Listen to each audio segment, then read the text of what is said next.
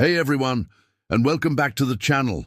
When we think of pollution, smog-filled skies, plastic in our oceans, and industrial waste, we usually picture the last 200 years, the Industrial Revolution, right?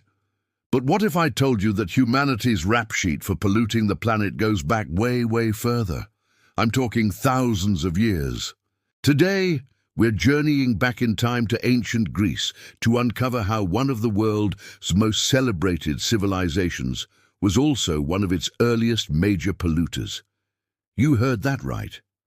The very same culture that gave us philosophy, democracy, and the Olympics also left behind a toxic legacy written in the very ice of the planet.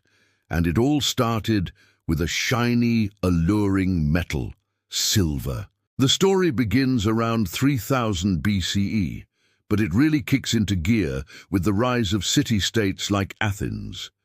The ancient Greeks, especially the Athenians, had an insatiable appetite for silver. It wasn't just for pretty jewelry or fancy tableware. Silver was the engine of their economy. It was money. The famous Athenian owl coins, used to pay for everything from food in the marketplace to the salaries of soldiers, and the construction of magnificent temples like the Parthenon, were all minted from silver. So, where did all this silver come from? The primary source was a network of mines, most famously the Laurian mines, located about 50 kilometers southeast of Athens. These mines were a hive of activity, a massive industrial operation that would rival some modern facilities in scale and manpower. Tens of thousands of people, many of whom were enslaved, toiled in dark, dangerous tunnels, digging out lead-silver ore. But here's the crucial part. Getting pure silver from this ore was a dirty, messy, and toxic process called cupellation. The miners would take the lead silver ore and heat it in a furnace to incredibly high temperatures, over 1,000 degrees Celsius. At this temperature, the lead oxidizes and separates, leaving the molten silver behind. This process released huge, thick plumes of smoke into the atmosphere. And what was in that smoke? Lead.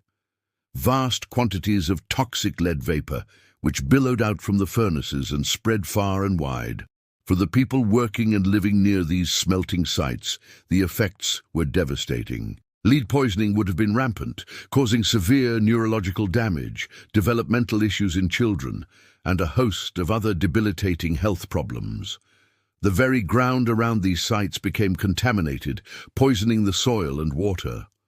The Greeks knew lead was harmful. Ancient texts mention its dangers, but the demand for silver simply outweighed the risks, especially when the ones most exposed were the disenfranchised. Now you might be thinking, okay, that sounds bad for the local area, but how does that count as polluting the planet? This is where the story gets fascinating and takes us to a place you'd never expect: Greenland. For decades, scientists have been drilling deep into Greenland's ice sheet, extracting ice cores. These cores are like frozen time capsules. Each layer of ice represents a year's snowfall, and trapped within that ice are tiny particles from the atmosphere of that year. Dust, volcanic ash, and yes, pollution. By analyzing the chemical composition of these ancient ice layers, scientists can reconstruct a history of the Earth's atmosphere going back hundreds of thousands of years. And what they found is astonishing.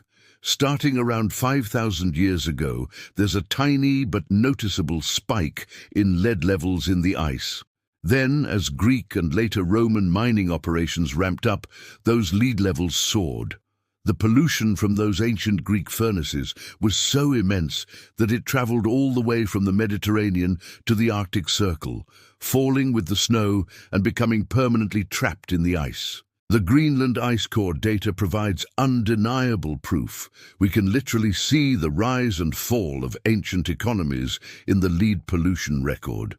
There are clear peaks that correspond to the height of Athenian power, and later the Roman Republic and Empire, which took Greek mining techniques and scaled them up to an even more massive industrial level.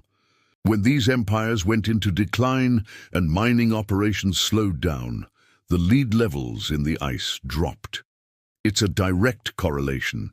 The amount of lead pollution these ancient societies produced was so significant that it was unsurpassed until the Industrial Revolution nearly 2,000 years later. This discovery completely changes our perspective on environmental history. It shows that large-scale human impact on the planet isn't a modern phenomenon. As soon as our ancestors developed the technology to exploit natural resources on a massive scale, they did.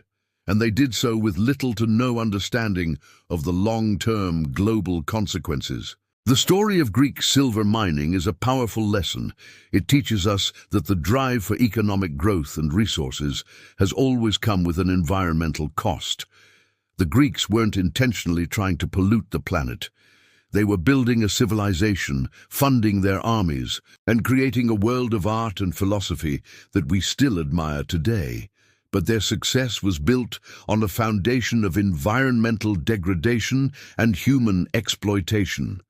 It serves as a humbling reminder that our current environmental crisis is part of a very long story. While our modern pollution is vastly different in scale and chemical complexity, the fundamental pattern is the same. We extract, we produce, and we pollute. The difference is that today, we have the scientific knowledge that the ancient Greeks lacked. We understand the global consequences of our actions. We have our own ice cores, our climate models, our atmospheric data, our satellite imagery, all telling us a clear and urgent story. So the next time you think about ancient Greece, the philosophers, the temples, the epic poems, remember the other side of the coin. Remember the smoke, the lead, and the silent toxic legacy that traveled on the winds to the ends of the earth, a 5,000-year-old warning frozen in time. What do you think about this hidden history? Were you surprised to learn about ancient pollution on this scale? Let me know your thoughts in the comments below. And if you enjoyed this journey back in time, don't forget to hit that like button and subscribe for more deep dives into the hidden corners of history. Thanks for watching, and I'll see you in the next video.